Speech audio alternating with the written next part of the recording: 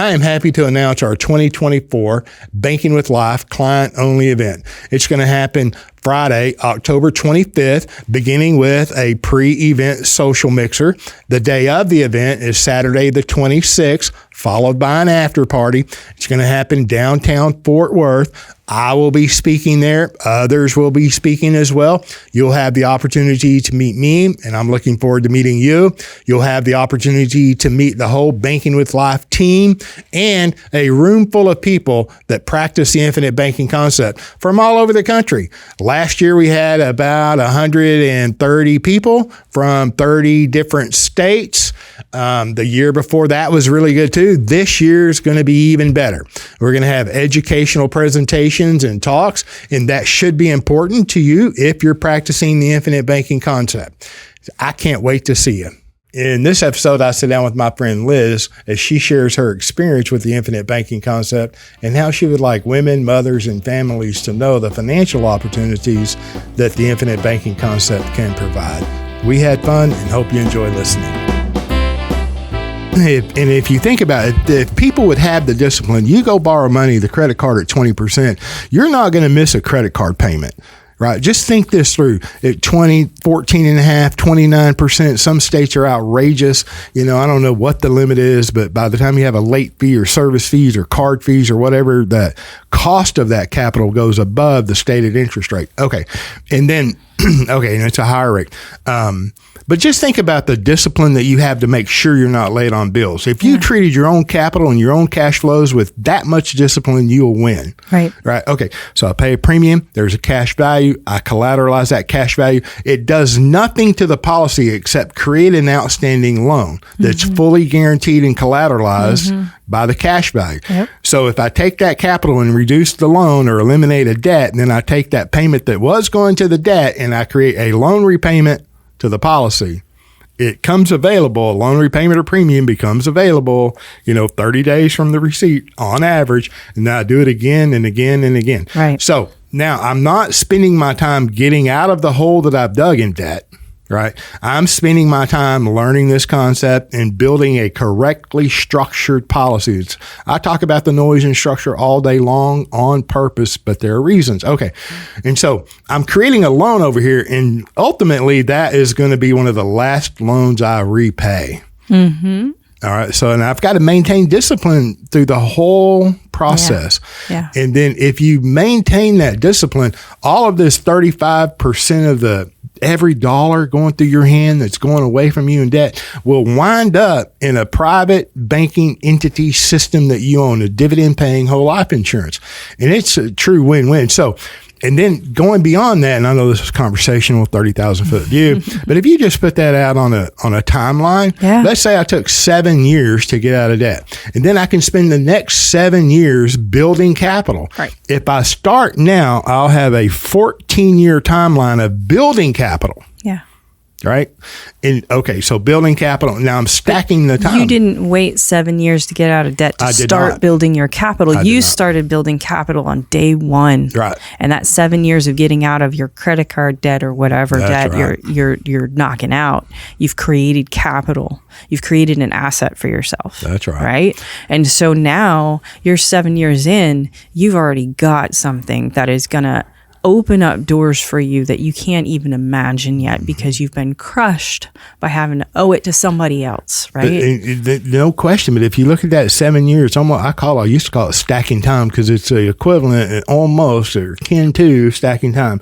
If I spend the 7 years building capital and getting out of debt, right, at the end of that 7 year time period, and I'm just picking numbers, they'll move around a little bit, but the concept is true and the numbers are true. Your numbers will be true. So I spent 7 years capitalizing, and I'm going to continue to capitalize after that. I assure you, and you will too, when you understand what's going on and all the characters are in the play. You understand who they are. Okay. Then maybe I spend the next 7 years paying down the debt that I created with the policy, but I've been paying premium and loan repayments the whole time. Yeah. All right. So there's two different cash flows. You got to have a premium to the company and you got to have the loan repayment. So then you take it out another 7 years. Now I know this is longer than most people want to talk about or think about or whatever, but just go look at your youngest child and tell me how quick time has passed. Yeah. So if I go out another 7 years, I'm in 21. If you take that 21-year time period where I got out of debt and I was building capital the whole time, and now the loans are all repaid to the policy, you look at the values of that policy compared to you getting out of debt for 7 years and accumulating 7 years and then letting 7 years of growth, whatever that may be, on the capital that you accumulated. And you win hands down every time. There's always an exception to the rule. I shouldn't say every time, but 99.9% of the time. Yeah, you're going to win. Unless you overextend yourself on your own policy and you don't keep up with it, and you can't. Like a discipline. Yeah. And that's really the only caveat here. It is your responsibility to stay positive on this and to not overextend yourself. It is your responsibility, but this is your asset too, so.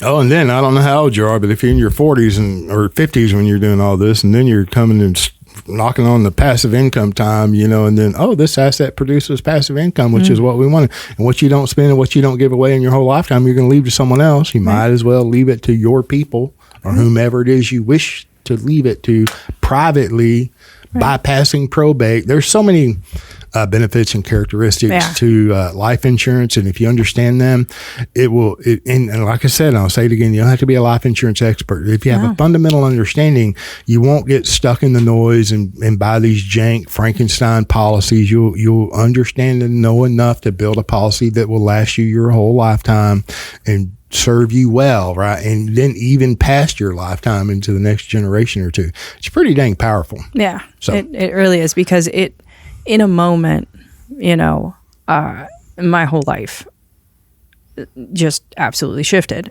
And because I found a way that was safer to manage my money and keep it and grow it and manage it, I created a situation where capital attracts opportunity, right? And so now I have all these opportunities. I've diversified into different businesses because of it, and different business opportunities that have come along. And how do you get to 7 streams of income? You have to have ways to invest into other people and other ideas and other things, because you have to multiply your time. You only have so much time in the day. And so, then you start looking at other investments, but you get to choose what those investments are. Get to vet them. I've said many times, this will help you vet an investment, quote unquote. Why is that, James? Because the life insurance policies are going to do very well. And the older I get, the fatter I get, the more lazy I get, which I'm not lazy. I'm a little overweight. I'm all American. What used to look like a deal to me, I'm just not interested. I don't have to deal with renters. I don't have to deal with repairs or taxes or whatever the case may be. The money's doing just fine right there. Right. But in my younger years, it was like, no, I've got to have that capital doing this and that. And I've done a lot of that, and I haven't done everything. I'm not the guy that's been everywhere and done everything. I'm just saying, as we mature, simplicity, the virtue of simplicity becomes more pronounced and more profound, So I digress. But how was that for a 30,000-foot overview of the get out of debt? Was that? I think that was pretty good. I mean, it's really hard. I know it's hard for people to wrap their head around without hard numbers, but everybody's situation is different. But if the overarching idea that we could get across to people, and I hope people take away from this conversation, is that they can use the money that they are earning right now to create an asset and to get out of debt with that asset from day one, if they're dedicated to do it, and then have something that when the debt is paid off, they've created a vehicle where not only now your debt's paid off and you have done the work and you have become disciplined, and when the next opportunities come along, you're not going to be like, oh man, I wish I had the money. You're going to know you've got it. You're going to know that you can say yes. Like, Liz? It is absolutely life-changing. Absolutely life-changing. It changes your whole financial perspective, doesn't it? Yeah. And it makes you less afraid of never having enough money, because you're putting it somewhere where no one can take it from you. Oh, that's very powerful. So, and I agree with that. And let me say that you don't have to have, I know that you see illustrations of 10,000 a year, 20,000 a year, 500,000 a year, 200. It doesn't have to be large numbers. No. It does not. You can start where you are at, right? And that is good enough. Just starting is a big deal. Right. Once you start and head down the road, then the momentum, your confidence level goes up, your understanding goes up. I mean, and all of that, it even, in addition to all of that, it helps you avoid the noise. Yeah. If you become focused and you have a path and you put discipline on it, and it makes sense to you and you vetted it and you understand it and you're working with people that are competent and able and that you like and that you trust. And I mean, the confidence goes up. And I'm telling you, the noise gets muffled out. Mm-hmm. Nelson used to say it's like putting on noise canceling headset. Yeah. And it is, Yeah. When somebody comes along and they got this bright, shiny thing and look at all these numbers and look what I can do for you, you're like, really? Sure. Show me. Yeah, I got a better deal than that. I'm doing much better than that, and they can't distract you. I've been practicing, I've always my whole life had a trouble saying no and no thank you, because I'm like a giver or I can do anything. I just can't do everything. That's my mindset, that I can do anything, and I literally believe that. But I can't do everything. So here's where I'm going with that. I'm learning some new language for myself, right? And so if people come at me today with an opportunity, quote unquote, air quotes, right?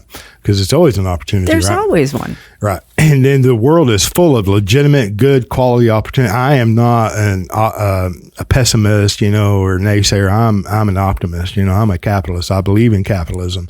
And I understand that when we practice capitalism, when you practice capitalism, you cannot help but make other people wealthy that you don't know with no intention, right? There's the wonders of true capitalism are fabulous. But here's my new language. Just use you as a guinea pig. Liz, that sounds like a wonderful idea. You're presenting me with an opportunity, right? Quote unquote. Liz, that sounds like a wonderful idea. However, I'm not going to be able to take advantage of that opportunity at this time. Mm-hmm. But if it changes, I'll let you know. Yeah. How's that? This is growth for me. I'm just saying. That is brilliant. But what I have learned over these years is because I am also a giver and a don't rock the boat and keep everybody happy, and I don't want anybody to be mad at me. My new favorite word is no. Just no, straight out no. I love the simplicity. No. That does sound great. That's not for me though, but thank you. Yeah. No, I'm good. I might leave off the end of it. If it changes it, I'll let you know, because it's probably not going to change. I mean, and that is a very diplomatic way to do it, and use the one that works for you in the situation you're in. But my new favorite word is no. I don't have to make you happy. I would probably practice that in like 5 languages. No. Knit, 9. They all sound about the same, right? That's cool. So let me ask you a couple of questions. I don't want to derail you. Anything you want to talk about? We can keep going. So what you've done, looking back over what you've done and what you've experienced, do you feel like, and it's almost like a layup question, I don't mean it that way at all, but your father was in life insurance and your grandfather was in life insurance. Surely you got to think that they'd be proud of you. Oh my gosh. Yeah. Like I said, I really and truly, when I found this and the concept hit me and I went, oh, it's really this simple. Yeah. And it's right in plain sight. Yeah. And that's the best way to hide something, is right there out in the open. Well, you've been told your whole life insurance, and your daddy and your grandfather heard it. Probably your daddy heard it more than your grandfather. I don't know. The fact that they didn't use it the way that it could have been used, mm-hmm. I just feel it that my dad is like, oh, I missed it. Yeah. I missed it. Well, when you graduate, you can have that conversation. We will have that conversation. It'll be a lot of fun. Yeah. And I'm sure I imagined that he's hanging out with Nelson already, and that's why that ended up in my feed. Right. And so do you feel like that and I'm really not trying to put words in your mouth, but I can't imagine that you wouldn't feel like that you're carrying on a legacy where you received an inheritance. I don't know if your grandfather left your father or your parents an inheritance. He did. Or, Yeah, no. And so then you're doing it again. Yeah. I mean, then that, you know. And I know the numbers of what my grandparents left to my dad and his sister and what they split. And I saw that number. Well, my dad 10x'd what he left to them. He more than 10x'd it. But it was. He might have been a better life agent than you. Well, I mean, he didn't do it through life insurance policies though, because the policy that we got was actually very minimum in the whole scheme of the assets. But what he did do was he put it all in a trust. He had a trust that he put all his assets into, and so we didn't have to deal with probate. Right. Except for one item that didn't get put in the trust. Right. You know, and so that was amazing because not only did it change my life in a moment, it also made it that I didn't have to stress about waiting for the money or somebody coming along and saying, "Hey, you know." Was that your grandfather leaving? It was my father. My father leaving to me, but he had already 10x'd what he got from his parents that my brother and I got to split. So that was pretty incredible. That's a big deal. You know, it is a big deal. And but he didn't really try real hard. He actually, you know, the things that he said to me near the end, because I was taking care of him, he was just like, I just wish I'd done this, or I'd taken more chances, or done the things that I love to do, because he loved to fly. He wanted to. He became a pilot. He had a Cessna in the 70s, and then when I was born, I think he'd already sold it. But you know, he's like, man, if I'd kept that, what it would be worth today. Yeah. Oh, you know, my best friend went off and he left insurance and went off and did his dream of flying, and you know, he brokered airplanes all over the United States, and he even was sending them overseas and stuff too, like going and finding Cessnas, and my dad would go with him and they'd fly across the country together, and he'd call me and he'd be like, I'm in Phoenix tonight and hanging out with Tom, and that's so cool. And he at the end was just like, I wish I had tried. I wish I hadn't have been afraid, you know? And I'm like, wow, you know, was it that he was just afraid because he was stuck in his mind, or was he afraid because he was afraid that he wouldn't have the finances to catch him, you know? So I think that if he had known how to do this, he would have taken that policy he had and would have been able to build it up, build the cash value faster. He would have created other with PUAs. I don't think that one had a PUA. I don't know. But like, if it did, it had a PUA only to receive the dividend. It wasn't a dynamic PUA that you could directly pay a premium into if he had one. Right? Yeah. And so, and I don't want to, we'll cut this out if you don't like it, but do you feel like you'll be able to do the same with your legacy? Do you feel like, you know, it may be too personal, but you'll be able to 10X what I'm just so excited that I don't have to, like, the thing that made me so excited about this is that I was pregnant at the time I found this. So I knew I had somebody that was gonna need me to do well for him, to set him up and do things better. Like my grandparents actually did an amazing thing for me. They bought CDs when I was born for me. And by the time I went to college, the money they had put in those CDs had accrued so much that it paid for half of my college. That's awesome. And, you know, I worked in the summertime, and I got a good high-paying job during the summertime. It was incredible. What a blessing. But so I have no student debt, you know, and I know that whatever my son decides he wants to do, he's going to have no debt because I've already accrued for him the cash value of whatever that is that he wants to fund to go and do. Right? I love that. Yeah. So I am blown away at all the doors that are opened to my son, my future, you know, and I've been able to go into, like, oh, I want to do this business, and I can go ahead and just take a loan to get the capital to start the business, and now that business is paying me, Perfect. And so and I get to do that again and again. So you're repaying loans as you do that. Mm-hmm. So because it's generally tough, not always, but generally it's tough when you have to borrow money to start a business, right. Generally. Right. I was going to ask you something that slipped my mind. It happens. It'll come back. Is there other things that so you want to bring up?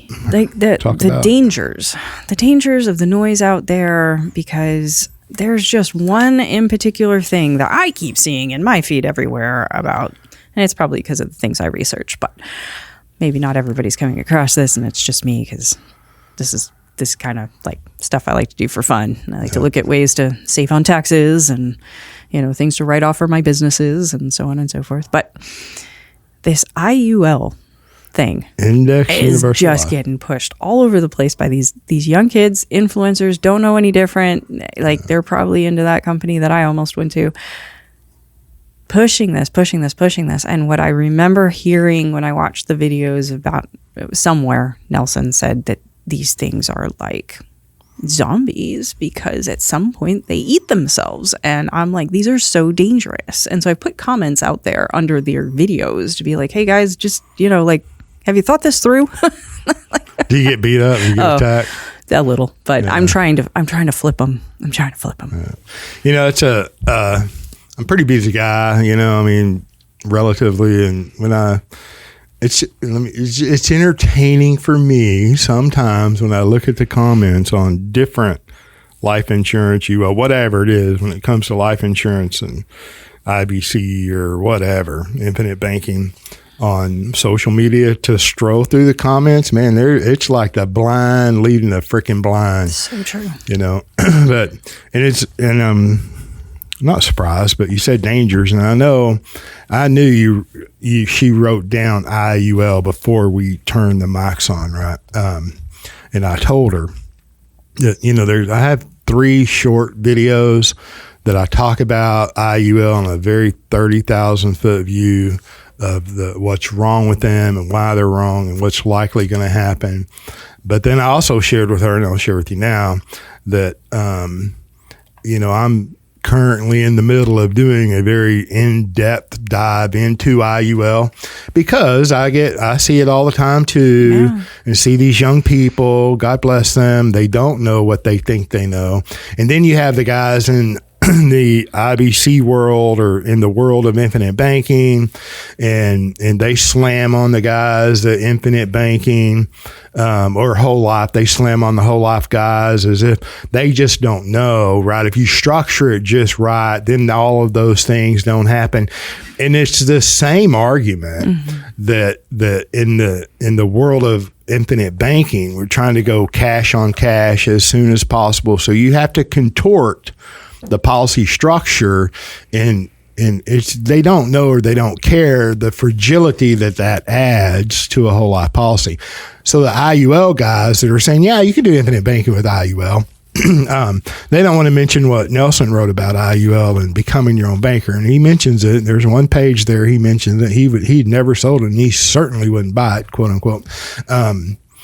But it's the same argument. Well, those guys don't know how to structure it just right. So it's like the financial agent guru, have discovered a life insurance company's software to build an illustration, and you can manipulate the numbers so it never shows a mech, right, or whatever.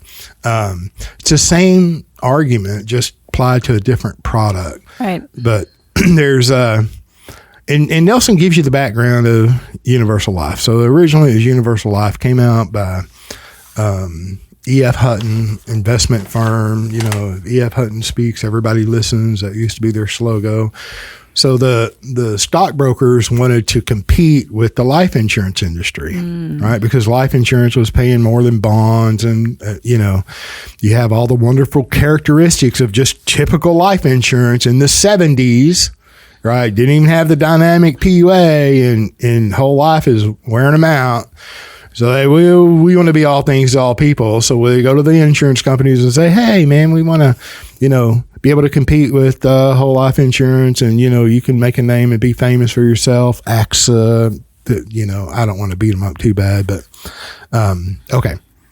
And then you had Ralph Nader coming along about the same time, the consumer protectionist. Oh my gosh, you got to protect the people that don't know anything, can't think for themselves from these evil life insurance companies. And that's continued throughout, Dave Ramsey, Susie Orman, and all the other guys. Gary North was like, oh my God, you know what the insurance agent makes in commission? Oh my gosh. Yeah, I want to know what they make for saying those things. Yeah, that's right. What I want to know. Yeah, well, you don't accumulate $50 making million an awful in lot assets. of money to say certain things and be a talking head for certain things without a license, so you can say anything. And then you get promoted. Yeah, where do they tell you to put their money? I wonder who is paying them. Yeah, you talk about how much. I wonder who's paying them. Well, I got opinions, and I'm going to try real hard not to say them. Yeah, I love you. I appreciate you. You say what you want to say. Okay. So you have this coming against the life insurance companies, right? And the life insurance companies, we've talked about many times, they wouldn't even defend themselves. The only thing worse than a bad argument is a weak defense. I mean, they don't even embrace their heritage back to your grandfather's day, your grandfather's days, right? Who are you? Go in the basements and look at your records. Life insurance companies, see your heritage. I can go on, and I have, but I won't today. Okay. Yeah. So all this is coming. So it's like Ralph Nader, you want to unbundle whole life insurance because it's, what is the rate of return? What is the cash value? What is this? And look at the cost of the death benefit. Unbundle it so the poor, unsuspecting, unable to think American public can make a good decision, narrowing it down to term and price of term for death benefit, the price of whole life or death benefit. And so the life insurance companies, they acquiesce. They want to be all things to all people, right? They want to be a financial services firm. So they came out with universal life. And you cannot unbundle whole life insurance, no matter how hard you try. You can't do it. But the best thing that they could do was come up with the universal life. Have a side account that earns an interest rate. And then you have an internal rate of return. It's just a term life insurance. You're pricing the death benefit for the purest cost of the death benefit term. Well, wait, interest rates were about 10, 11, and 12% back then too. Well, who can't make those numbers look good if you have a 10% rate of or 12% rate of return or 10% rate of return on universal life? So you have the accumulation side, unbundled, the side account to earn an interest rate. And then you have that coupled with the pure cost of a death benefit, increasing term. That is the fundamental structure of universal life. And that's the caveat right there. The increasing term, which has an increasing premium. There's an increase. They call it COI, cost of insurance, in a universal life policy. And that's the thing that nobody tells you. Mm-hmm. This sucker is going to suddenly one day, you're going to get a bill for your premium and you're going to be like, I have to pay what? Yeah. Where am I going to get that? And then you're going to drop it. And then you're going to drop it. You're going to be too old, possibly, or have something going on with you. Can't qualify. That you can no longer qualify to have a new asset, and you've just lost everything that you've done. Yeah. Everything's gone. I say it all the time because it's true. You remember W.C. Fields? You may be too young. Black and white movie star. Look him up. Just Google W.C. Fields, and 2 out of 3 ain't bad. He said, one time in a film, it's like, well, the broker made money, the firm made money, and 2 out of 3 ain't bad. Who do you think the third one he's talking about? It's you, the consumer. That's right.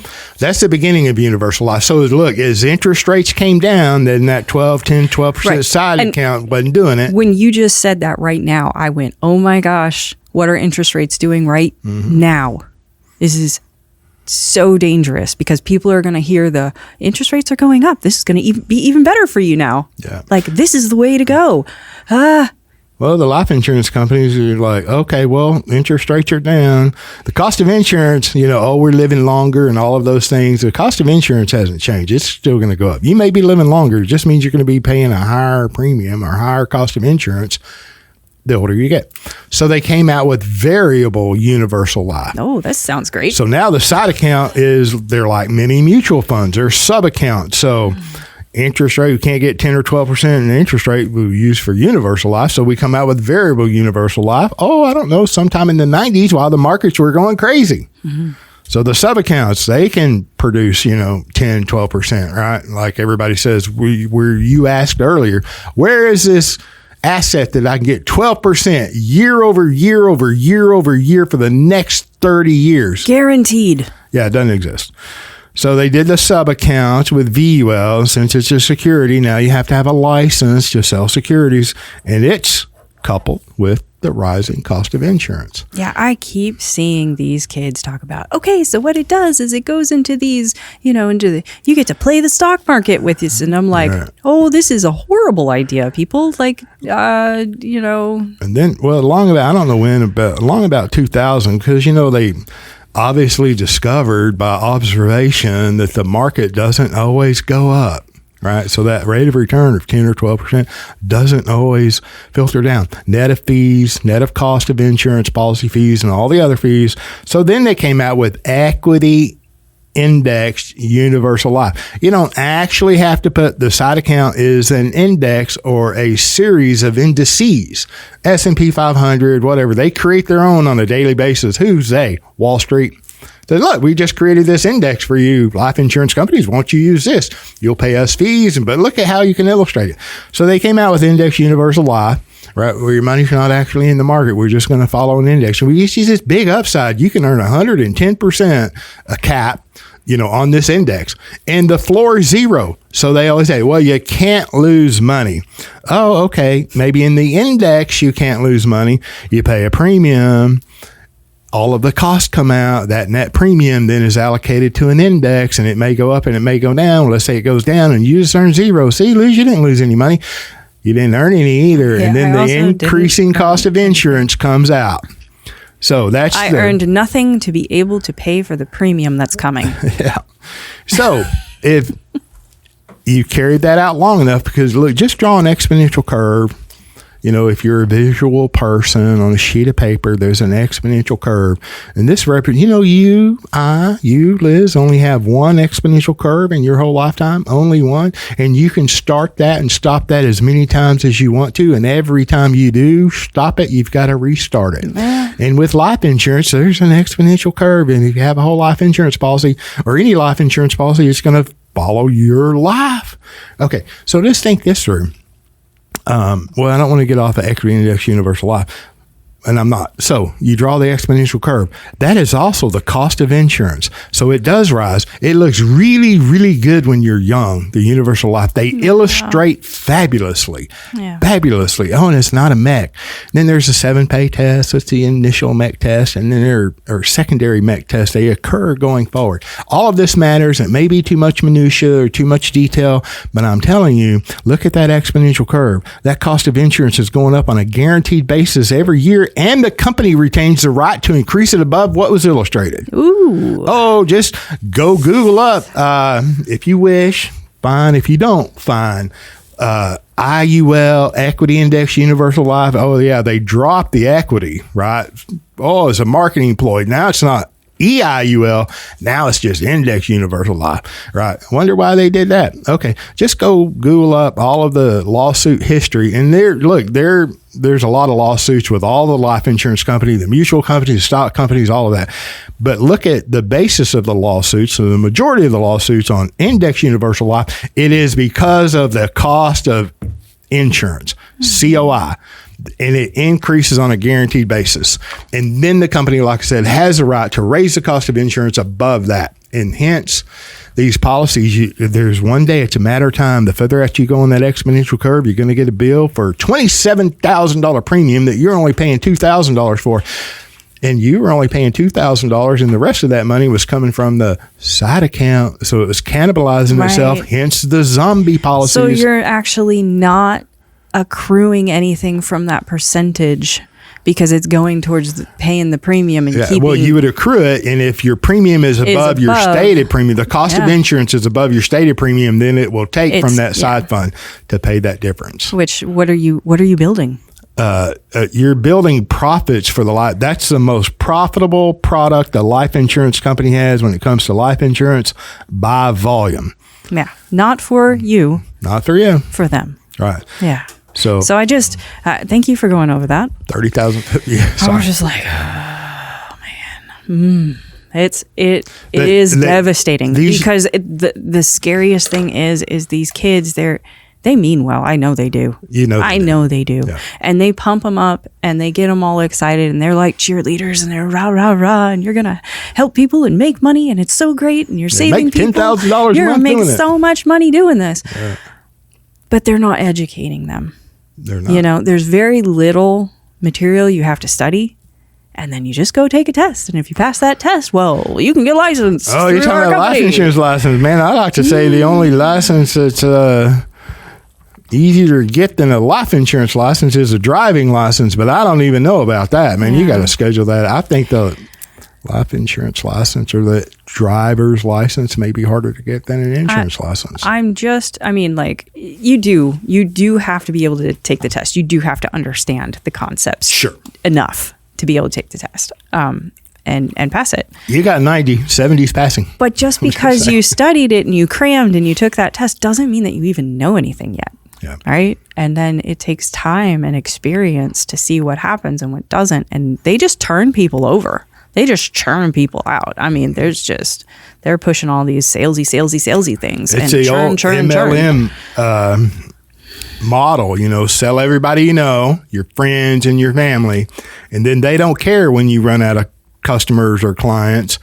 They have that book of business that you wrote, however profitable it is or is not for them. And then it's the next one and the next one. Then every now and then, because it's like 90% of agents are out of business in the first year. Mm-hmm. The majority of those remaining are out of the business within the next 2 years. Yeah. So they have to constantly bring in new people. Yeah. And then, I see it in, I see a lot of things in my practice. I have clients in their 90s. I have clients in their teens. But I see an awful lot when people are nearing kind of retirement age, passive income time.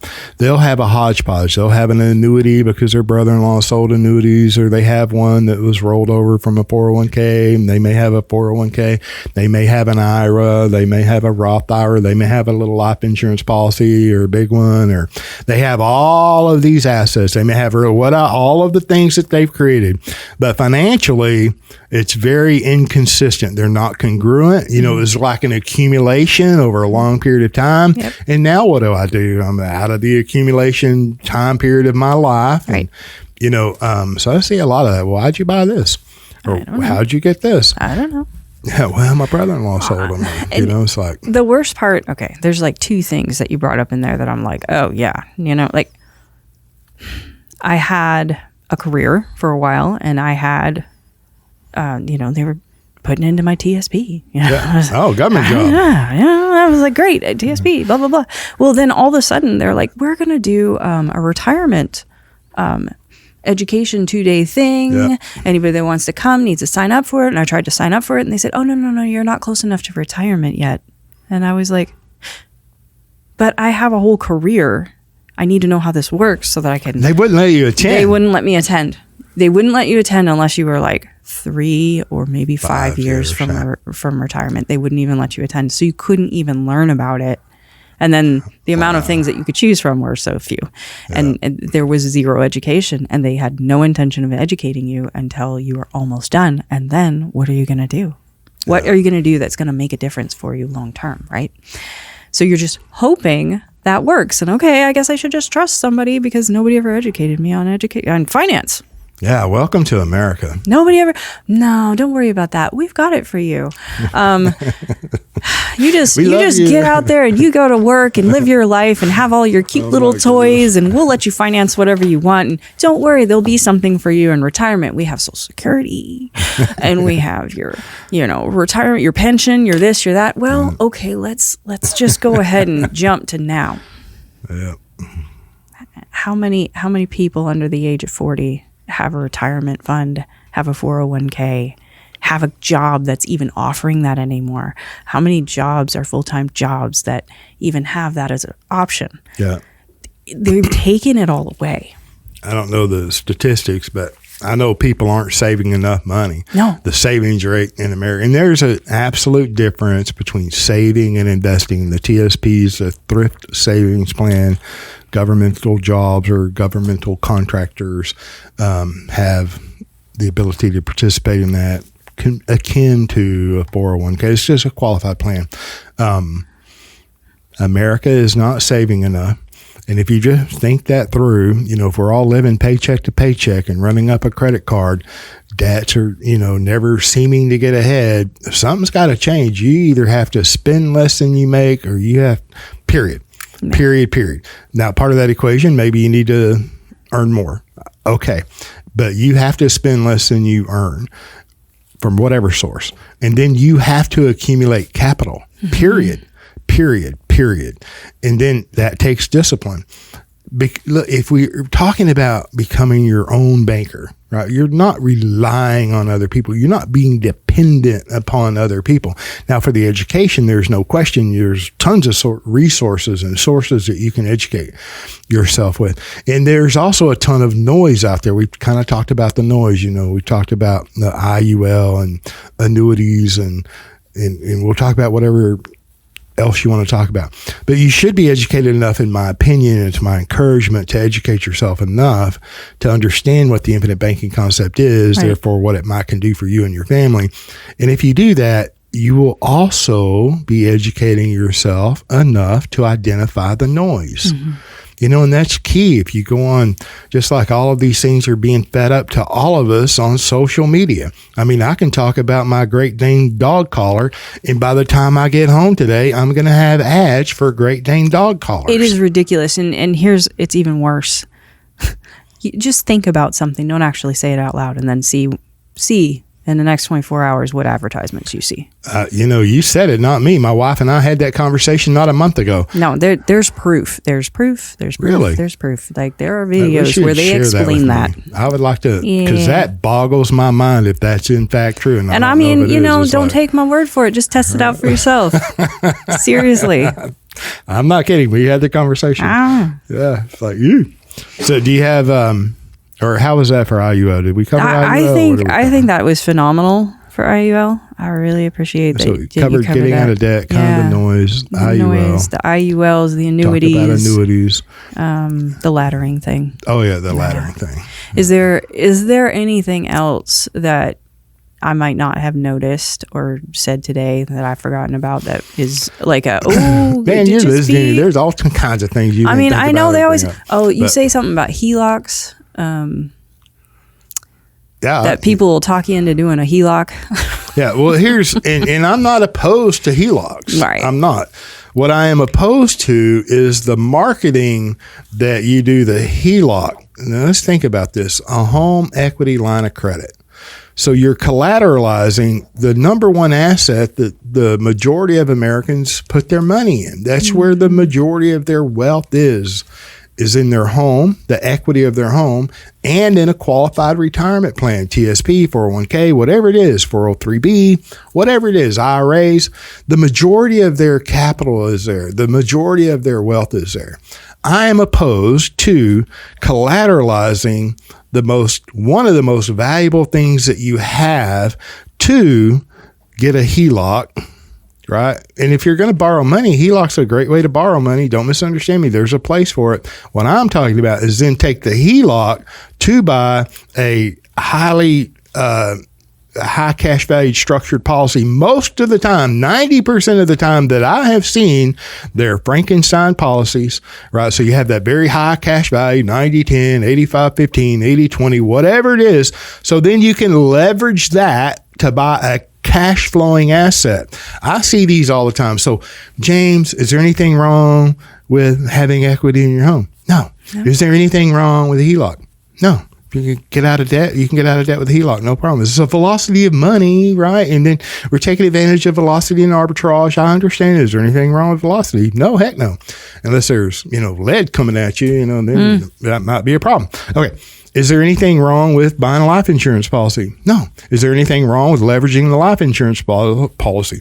No. Is there anything wrong with buying a cash flowing asset? No. What I have a problem with is when you string all of these together, right? And the people don't understand the infinite banking concept, number one. They don't understand the HELOC, number two, and they don't understand the value of the equity in their home, right? And then they don't know anything about cash flowing assets. Yeah. And then the promoters, a group of them normally is what I see. Maybe one guy, and he's referring out, he's just creating his 4 revenue streams of income, right? I mean, is this 100% always the way it is? No, I'm not even saying that. This is what I see, and this is what I'm opposed to. He gets a revenue stream, and I'm a capitalist. I'm not against commissions, revenue streams, or profits at all. Right. Okay, but here this guy gets paid for the mortgage, the note on his HELOC, right? His equity. He gets the revenue stream from the HELOC. He gets a revenue stream from the life insurance policy. Then he gets a revenue stream from the asset that they're selling, which is, some type of real estate most time, cash flowing assets. Is there anything wrong with that? No, it's a combination of all of that. And there's no understanding half the time from the advisors whenever they build these jankly structured policies that are not going to serve the client well. And the client doesn't understand real estate, and they've not. And I'm not being disparaging. I'm not making a moral judgment. That's what I do not like. Right. It's when they don't have the full education of what they're walking themselves into. They have no experience. Right. And so, it works perfect until it doesn't. Yeah, that's right. It works perfect until somebody doesn't pay the rent. Yeah. That reminds me, like 10 years ago, it seems like everybody was going to their mom and dad or their grandfather, grandmother, or whatever, and saying, hey, I want to be in the real estate business, the son, the daughter, whatever, the grandchild. Yeah. I want to be a flipper, I want to fix and flip homes. I don't have any capital. And you go to all these real estate programs that show you how to raise your revenue, and it's, go talk to your family and your friends and get them to do a self-directed IRA, and the consumer didn't know anything about them, and then loan me the money to fix and flip. I don't know how many train wrecks I've seen from that. Man. I mean, I have no experience. I just, stayed in Holiday Inn Express last night and went to a conference. It's, oh my gosh. And I'm not saying people can't do that. No, I'm not saying people can't do that. But let's just be real. You don't have any experience.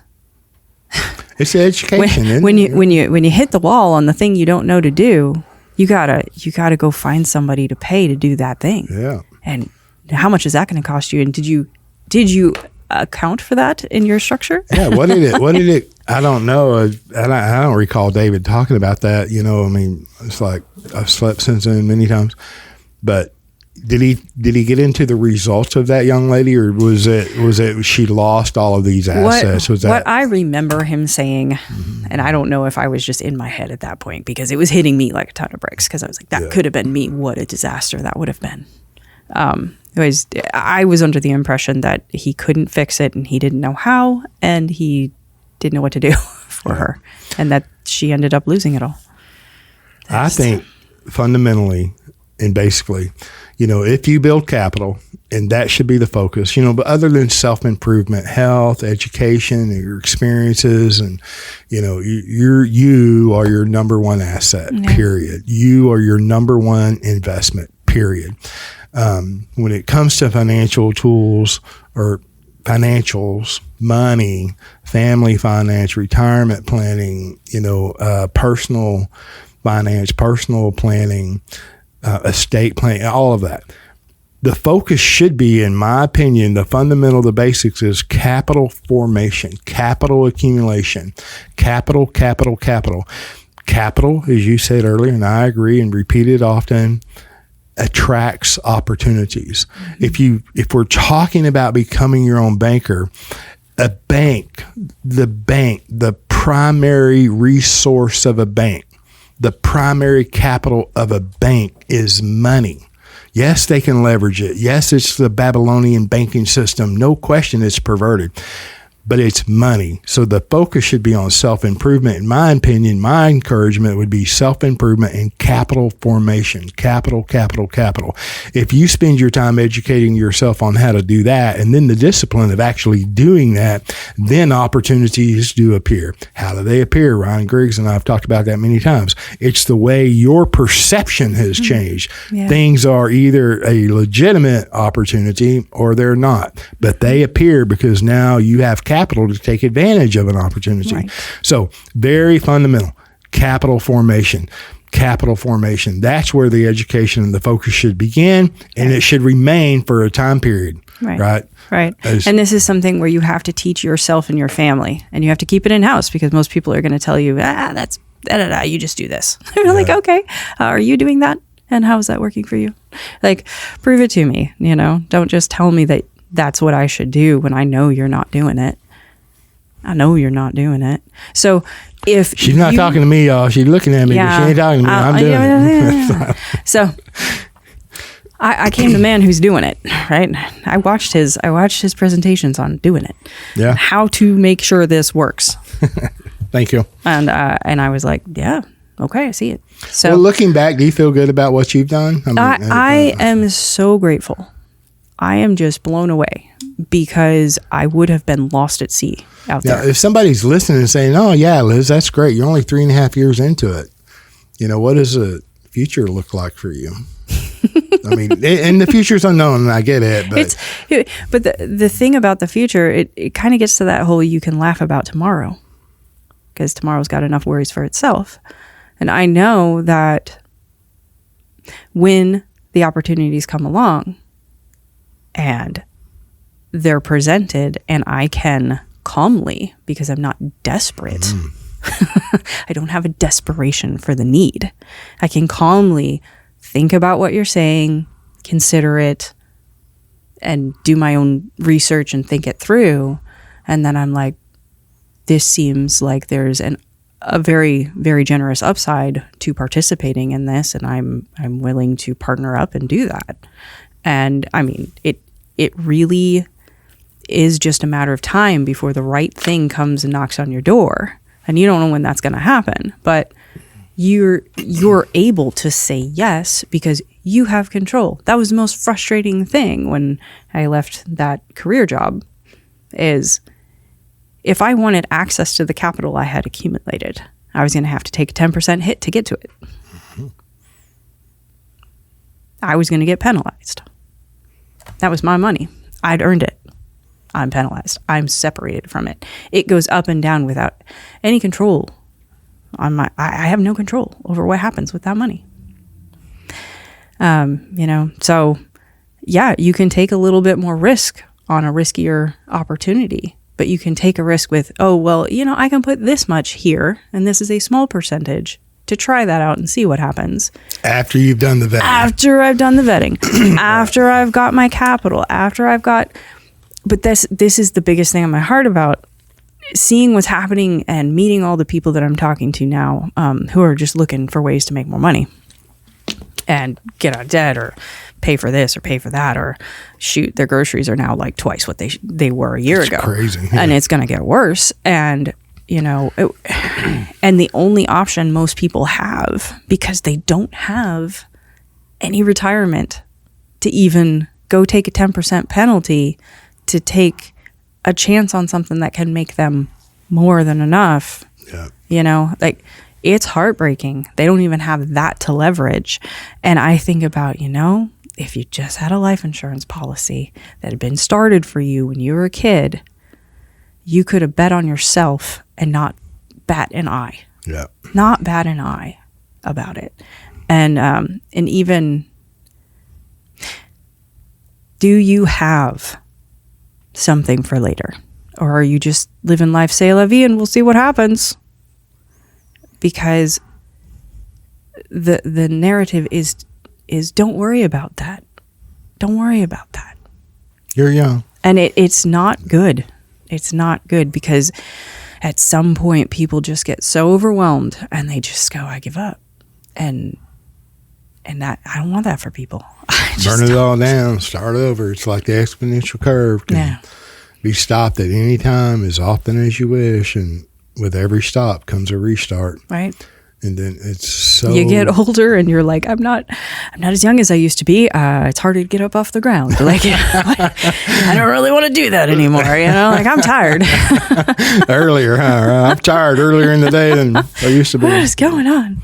Anything else you'd like to cover? We've gone about like an hour and a half. I know. I was looking at your clock there. Oh, wow. Man, we've been talking.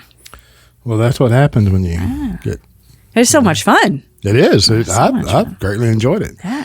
So we checked all your boxes over? Yeah, like the things that I was like, definitely we need to talk about these. Perfect. I felt like we had some really good conversation there.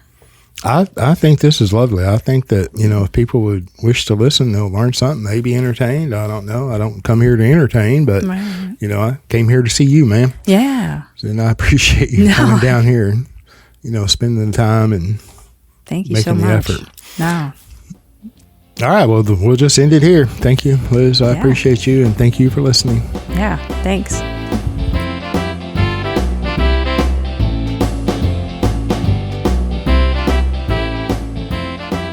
Thank you for joining us on the Banking with Life podcast. If you're watching on YouTube, make sure to like and subscribe and click on that little notification bell.